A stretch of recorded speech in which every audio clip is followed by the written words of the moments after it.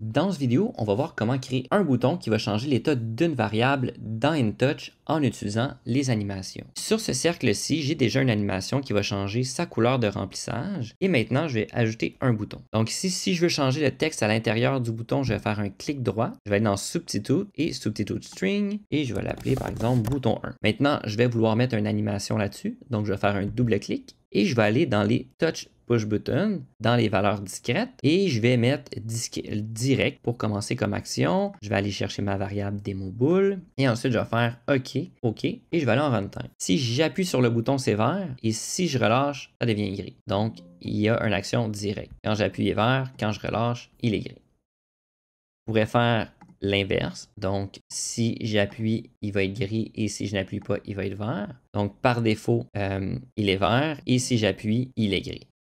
Maintenant, je pourrais aussi mettre un bouton Toggle. Donc, à chaque fois que je vais appuyer sur le bouton, l'état va changer et va être conservé. Donc, on retourne en runtime. J'appuie, il tombe à 0. J'appuie, il revient à 1. J'appuie, retombe à 0. Et maintenant, on va se créer un nouveau bouton pour faire le set et le reset. Donc, lui, je vais changer son nom pour set. Et celui-ci, je vais le mettre comme reset.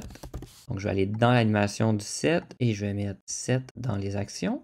Et dans le reset, je vais aller mettre reset comme action et puis je vais faire OK. Maintenant, en runtime, si j'appuie sur set, ça met la valeur à 1. Même si j'appuie, il ne se passe rien de plus. Et quand j'appuie sur reset, ça tombe à 0. Et même si j'appuie, il ne se passe rien de plus. Donc, c'est vraiment on active et on désactive. Dans ce cas-ci, j'ai utilisé les boutons qu'on retrouve vraiment ici, mais on aurait pu obtenir le même résultat avec, par exemple, un rectangle. Donc, on pourrait se créer des boutons personnalisés. Ici, je vais mettre, par exemple, toggle. Et on voit que le rectangle, maintenant, va agir comme bouton. Et donc, on n'est pas limité à utiliser les boutons comme boutons. On peut utiliser des formes, des lignes, des textes. Donc, on pourrait appuyer un petit peu n'importe où et mettre l'animation à n'importe quelle forme.